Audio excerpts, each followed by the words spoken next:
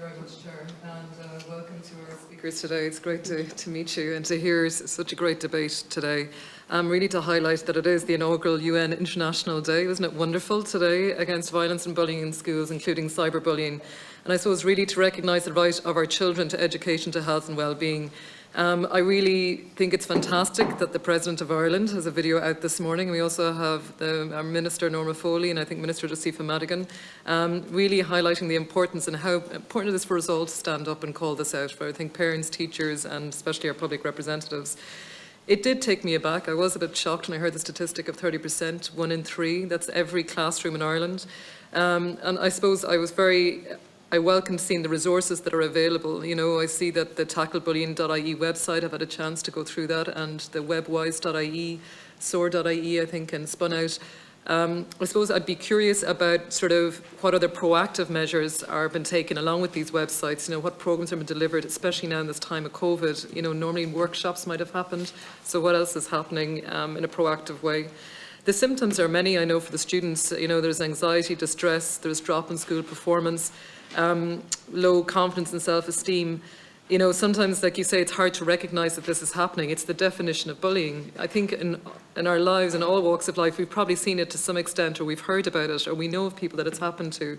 And I suppose it is about those tools that we need to help. So in other words, my other question would be, what are the tools that are there for parents and teachers to help them with mediation? And I suppose specifically what mediation training has been given to teachers to help them when dealing with the students who are impacted by bullying, but also maybe the children who are also doing the bullying in certain instances. I might just leave it there for those two questions and follow up if that's okay. Thank you, Senator. Okay. Dr. Mazzoni. Yeah. So you were asking about some proactive initiatives, and I can talk about the FUSE program, which is an anti-bullying program which has been implemented since 2019 by the National Anti-Bullying Research and Resource Centre.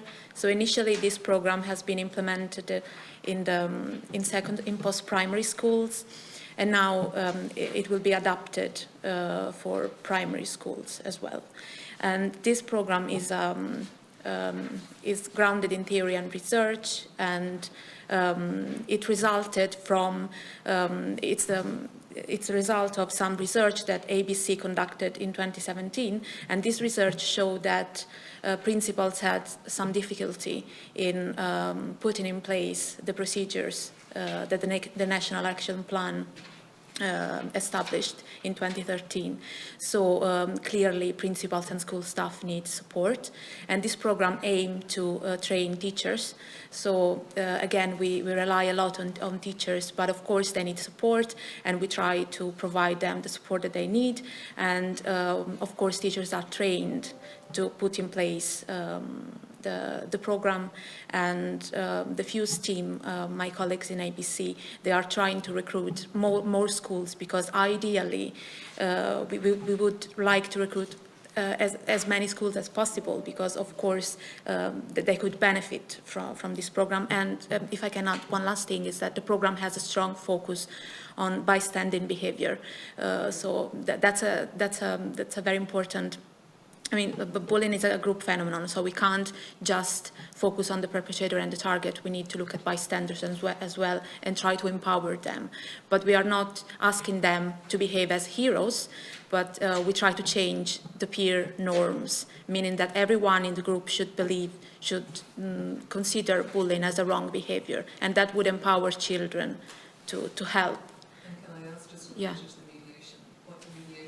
Actual trained mediation has been done with teachers, or say potentially could be provided, like you say, it's a cross-community approach. So in other words, you know, we have Garda vetting for people engaging with children. You know, if this is happening to 30% of our children, what training has been put in place for people who will be engaging with children, be it the bus drivers, the coaches for clubs, you know, parents themselves? What mediation? Yeah, So the FUSE program has been just implemented last year, so it doesn't include this component yet, but I can talk about the international literature, and we know that the two approaches, the non-confronting approach and the confronting approach, which are used with the perpetrator of bullying, there are actually contrasting findings in the literature. Some research shows that the confronting approach, meaning that having a serious conversation with the perpetrator of bullying and explaining that the behavior is unacceptable, this kind of approach seems to work, but there are also research showing that this approach works with short-term episodes of victimization, so in those cases where children are victimized for a short time. There are researches that show that both approaches are actually both effective in reducing victimization. So as long as bullying is tackled and is addressed and is not ignored, and the school staff is trained to adopt these two approaches, bullying can decrease.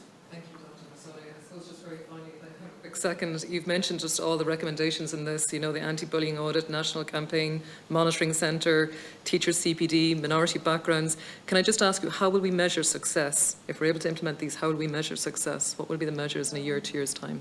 You know, we only have a few seconds left. You mean how we measure the success of anti-bullying programs? Yes. Yeah, so basically, normally we assess bullying at, we measure bullying at baseline, we say, so before implementing the program.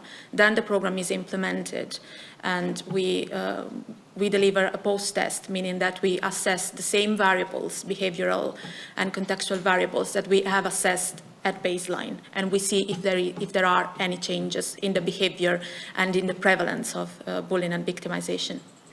Well done to you for having the only UNESCO chair, isn't it, in bullying, so I think you're world leaders in it, so thank you very much. Thank you.